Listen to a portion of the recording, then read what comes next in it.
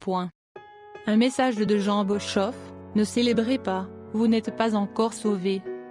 Beaucoup de chrétiens ont été amenés à croire qu'ils sont déjà sauvés et qu'ils ont l'assurance de leur salut. C'est pourquoi ces chrétiens deviennent arrogants et regardent de haut les autres, ceux qui ne croient pas. Ils se vantent d'être sauvés alors qu'ils ne vivent pas différemment des autres qui ne croient pas. La vérité est que personne n'est encore sauvé. Ceux qui ont accepté Jésus et qui croient en lui, ceux qui obéissent à ses paroles et qui ont été baptisés d'eau, qui ont reçu le Saint-Esprit et qui sont conduits par le Saint-Esprit, qui suivent Jésus-Christ, ceux-là sont dans le processus pour être sauvés. Ils ne sont pas encore sauvés. Ils doivent suivre Jésus-Christ jusqu'à la fin pour être sauvés.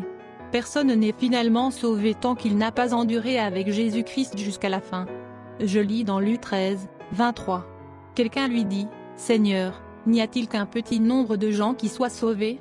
Et il leur dit: efforcez-vous d'entrer par la porte étroite, car plusieurs, je vous le dis, chercheront à entrer et ne le pourront pas.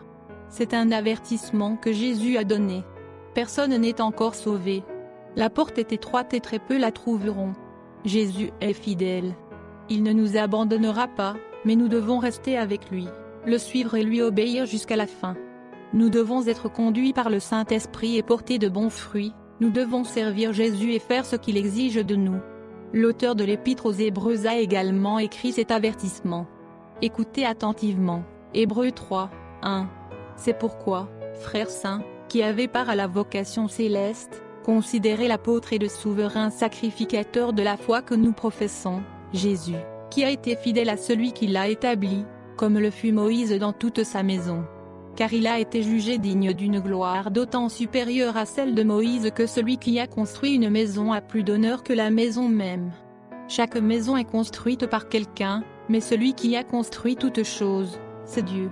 Pour Moïse, il a été fidèle dans toute la maison de Dieu, comme serviteur, pour rendre témoignage de ce qui devait être annoncé, mais Christ l'est comme fils sur sa maison, et sa maison, c'est nous, pourvu que nous retenions jusqu'à la fin la ferme confiance et l'espérance dont nous nous glorifions.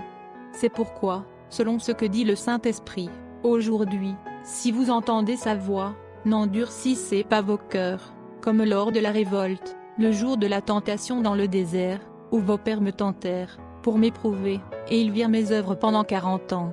Aussi je fus irrité contre cette génération, et je dis, ils ont toujours un cœur qui s'égare. Ils n'ont pas connu mes voies. Je jurai donc dans ma colère, ils n'entreront pas dans mon repos. Prenez garde, frères, que quelqu'un de vous n'ait un cœur mauvais incrédule, au point de se détourner du Dieu vivant. Mais exhortez-vous les uns les autres chaque jour, aussi longtemps qu'on peut dire, aujourd'hui, afin qu'aucun de vous ne s'endurcisse par la séduction du péché.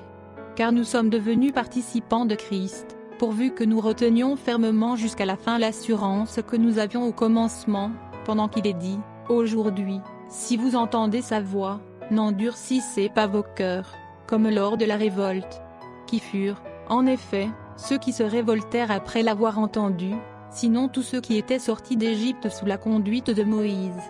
Et contre qui Dieu fut-il irrité pendant 40 ans, sinon contre ceux qui péchaient, et dont les cadavres tombèrent dans le désert. Et à qui jura-t-il qu'il n'entrerait pas dans son repos, sinon à ceux qui avaient désobéi?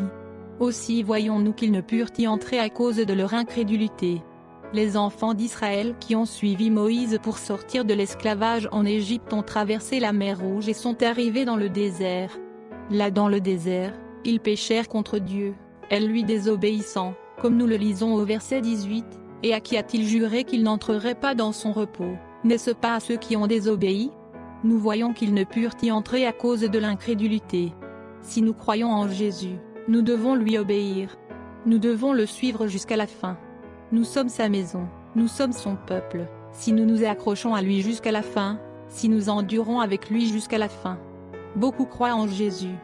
Beaucoup confessent Jésus, beaucoup croient qu'ils sont sauvés, mais très peu d'entre eux commencent à suivre Jésus. Très peu d'entre eux obéissent à Jésus. La plupart des croyants sont comme les enfants d'Israël qui ne voulaient pas écouter et entendre la voix de Dieu. Ils dirent à Moïse, « Monte-toi sur la montagne, parle à Dieu et dis-nous ce qu'il dit. » Les chrétiens d'aujourd'hui ne veulent pas écouter Jésus, ils ne veulent pas être conduits par le Saint-Esprit. Ils veulent aller à l'église et ils disent au prédicateur, « Tu peux écouter ce que dit Dieu, Tu peux nous le dire et ensuite nous ferons ce que Dieu dit. Mais en réalité ils ne le font jamais. Beaucoup de prédicateurs n'écoutent même pas Dieu, mais les chrétiens aussi s'égarent parce qu'ils ne suivent pas Jésus. Chers amis, personne n'est déjà sauvé. Nous devons suivre Jésus et lui obéir, nous devons être conduits par le Saint-Esprit. Nous lisons dans Romains 8, 14, que l'apôtre Paul écrit « Ceux qui sont conduits par l'Esprit de Dieu, sont fils de Dieu, ce sont les fils de Dieu. » Si nous ne sommes pas conduits par le Saint-Esprit, et si nous n'avons pas le Saint-Esprit, alors nous n'appartenons pas à Jésus et nous ne sommes pas à lui. Beaucoup ont reçu le Saint-Esprit, ils parlent en langue. Certains d'entre eux guérissent les malades, chassent les démons, mais ils se tiendront devant Jésus qui leur dira « Allez-vous-en, je ne vous ai jamais connu. » Ils ont peut-être reçu son don, mais ils ne l'ont jamais suivi. Ils ne sont jamais restés avec lui jusqu'à la fin. Beaucoup de gens croient à tort que s'ils ont reçu le baptême du Saint-Esprit et qu'ils parlent en langue, ils ont une assurance de leur salut. Ce n'est pas vrai. Jésus a promis le Saint-Esprit à tous ceux qui croient en lui, mais il promet la vie éternelle à ceux qui resteront avec lui jusqu'à la fin. De nombreux chrétiens, nés de nouveau, et remplis du Saint-Esprit finiront en enfer parce qu'ils ne sont pas restés avec Jésus jusqu'à la fin.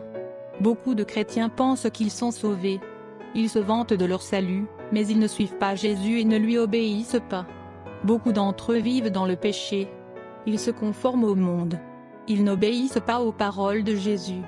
Ils ne sont pas conduits par le Saint-Esprit, mais ils croient qu'ils sont sauvés, mais ils n'ont pas de relation avec Jésus. C'est dans cette situation désespérante que se trouvent la plupart des chrétiens et ils ne s'en rendent même pas compte. Nous devons chercher à suivre Jésus, nous devons veiller à notre relation avec lui et nous assurer qu'il est satisfait de nous, que nous lui sommes agréables. Ses brebis entendent sa voix, elles l'écoutent et le suivent. Très peu de chrétiens connaissent la voix de Jésus. Ils se contentent d'écouter les prédicateurs et de suivre leurs propres pensées. Ils lisent la Bible et prennent les passages qui leur plaisent et les appliquent à leur guise, mais ils n'ont pas de relation avec Jésus. Ils pensent qu'ils sont sauvés, ils croient que lorsqu'ils mourront, ils auraient leur place au paradis. Ce n'est pas le cas. Jésus leur dira « Allez-vous-en, je ne vous ai jamais connus. » Chers amis, si notre relation avec Jésus n'est pas réelle et vivante, si nous ne le suivons pas chaque jour, si nous ne l'écoutons pas nous parler, si nous ne sommes pas conduits par le Saint-Esprit, alors nous n'avons pas d'espérance du salut, et nous nous sommes détournés de Jésus, nous sommes perdus. Nous devons suivre Jésus jusqu'à la fin. Ceux qui ont commencé le voyage avec Jésus et qui resteront avec lui seront sauvés, mais beaucoup de ceux qui pensent qu'ils sont sauvés ne sont pas sur ce chemin étroit. Ils sont sur la voie large de la destruction et pourtant ils croient qu'ils sont sauvés. Ils vont à l'église, ils s'assoient à l'église et ils disent Amen et Alléluia et ils louent le Seigneur, et ils sont si fiers, ils sont si heureux. Ils qualifient ceux du dehors comme étant perdus, mais ils sont eux-mêmes perdus parce qu'ils ne suivent pas Jésus-Christ. Ils sont trompés. C'est la situation de la plupart des membres de l'Église aujourd'hui. Ils sont perdus et trompés et ne suivent pas Jésus-Christ.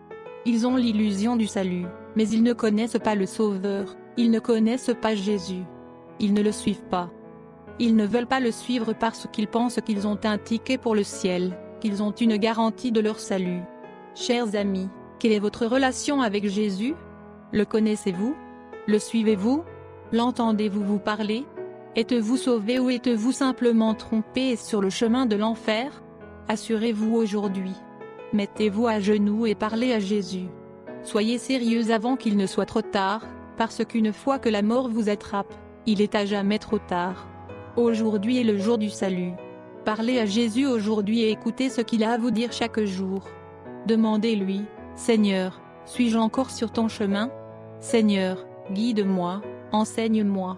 Il ne s'agit pas de votre participation aux activités de l'Église, de votre connaissance de la Bible ou de votre foi, il s'agit de votre obéissance à Jésus, de votre relation avec lui. Si vous n'en avez pas, vous ne le connaissez pas et il vous repoussera. Assurez-vous aujourd'hui que vous êtes en accord avec Jésus et restez en accord avec lui jusqu'à la fin. Personne d'autre ne peut le faire à votre place.